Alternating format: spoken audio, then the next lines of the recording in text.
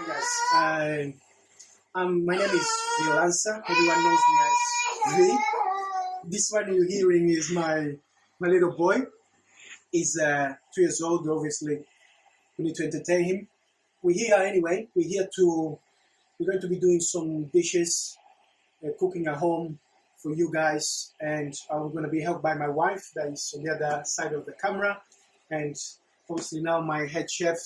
We came up with the idea of doing a few cooking shows, a few recipes that we can easily just brush off at home, and then you guys can give me the feedback, anything you guys would like to know, to try, and we can keep each other safe, staying at home but still being entertained.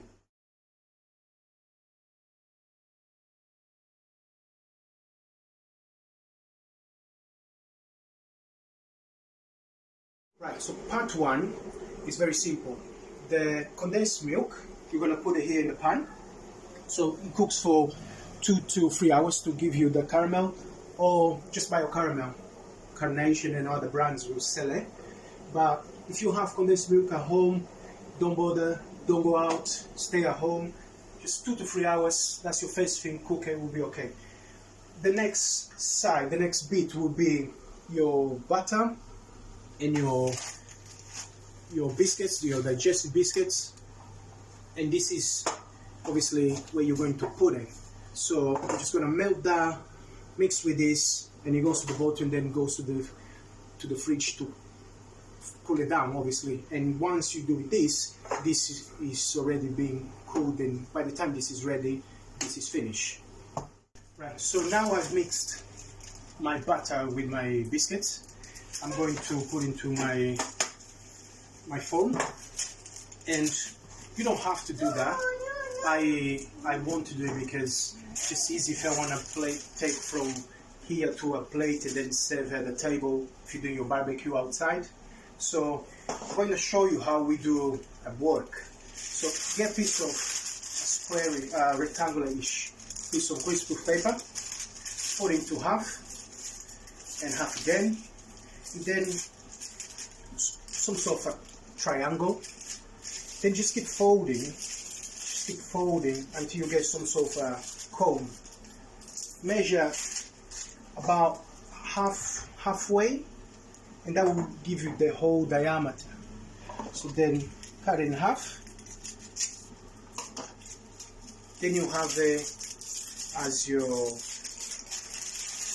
bottom.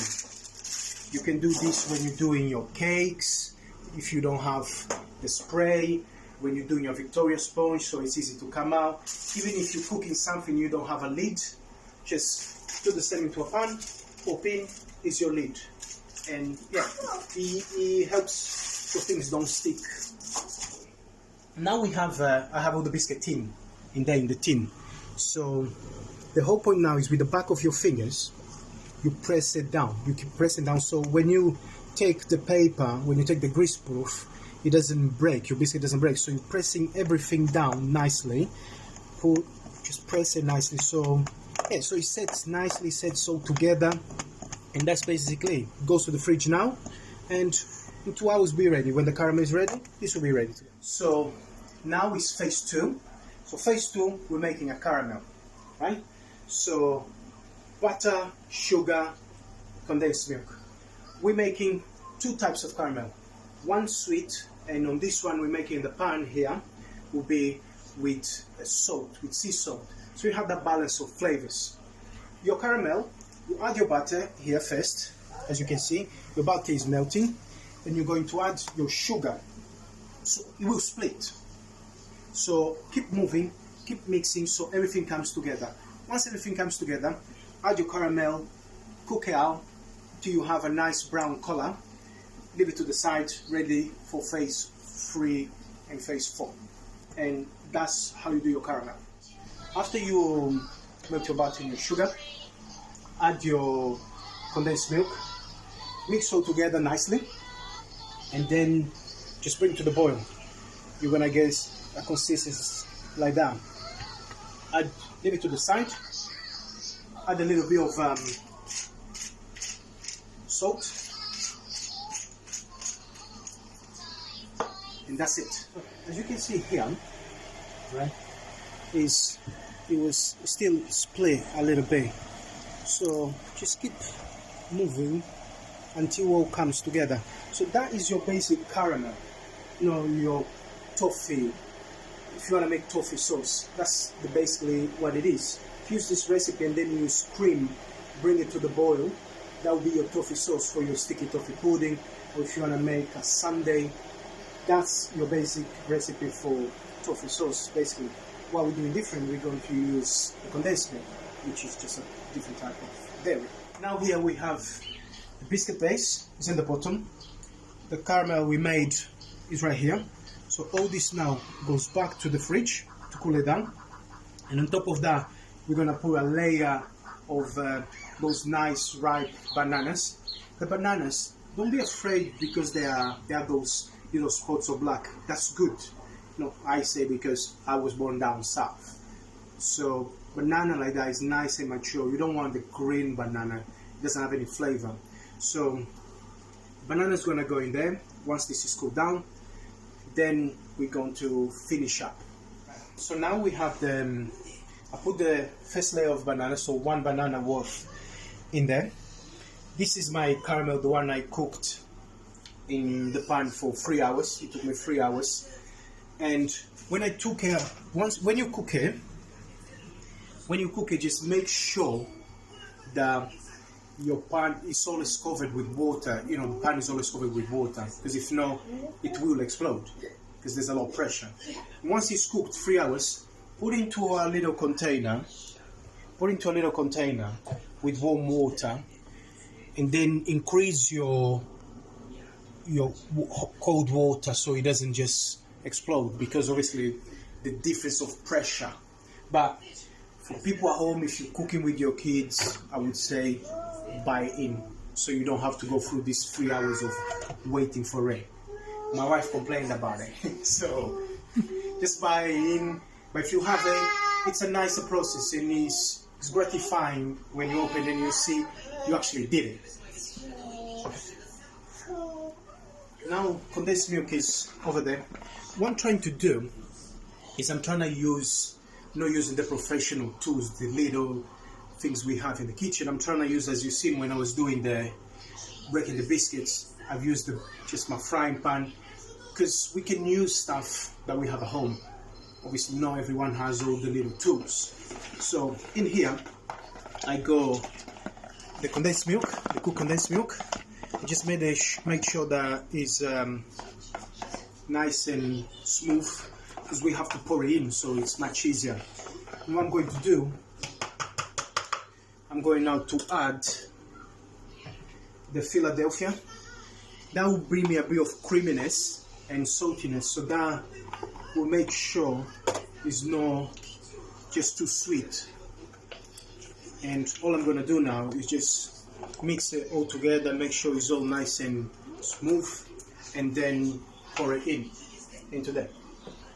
So once all the cream cheese is in, or the Philadelphia for most of the people, it's not.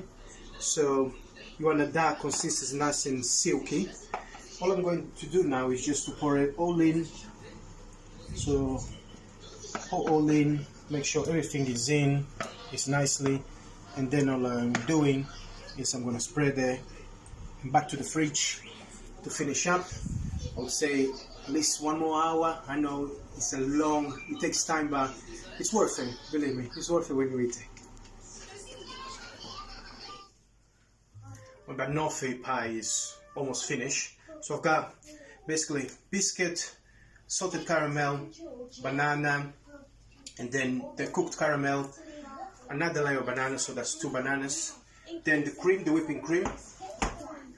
That is not too whipped, it's not split. I'm just use the back of the spoon to layer. What you can do, you can just layer and leave it like that. So that's your banoffee pie done. Then I mold it, and that's it. I'm going to go a bit further. So I put it down. I'm going to pipe it. I'm going to put that in. I'm going to get the cream and put it in. And I'm going to pipe it on top after. Then I'm going to put in between the pineapple, the toasted pineapple, the pistachios, and then I'm going to grate the chocolate, and hopefully it will be lovely. So to finish up, now it's passé, no more. Pistachios chopped, they go on top. Again, as much as you want. Don't, although I said put as much as you want, that don't put it too much, so then you can't even taste the Banoffee taste. That's what the wife just said, you know, in the background, and she's absolutely right. Okay, so I'm putting, you see, you have the different colors in there. Get your grater. I'm using this one, microplane, but use the finest set on your grater. Get your chocolate, and then just grate on top, and you get just that nicely color in there, contrast of color. If you want, melt your chocolate, put it in the mic, bing, ready, done. Then just put it on top once you actually mold it. I don't want that much, because I want, as I said, I want to taste all the other flavors together rather than just one flavor. And yeah, and that is your finally the end. Banoffee came out from the fridge, half an hour resting, half an hour setting. It's as we say in the kitchen, do it once or do it twice, meaning do it properly or you have to do it again. Let's unveil and just hope that out. There you are. That's our Banoffee pie, obviously with I would call with a tropical twist, because that shows a bit of my heritage. So that's a combination of my life experience, as you would say, all these years working in the UK and in Jersey, and with my heritage, which is I grew up eating a lot of pineapples. So yeah, that's our Banoffee pie made from home. Thank you very much.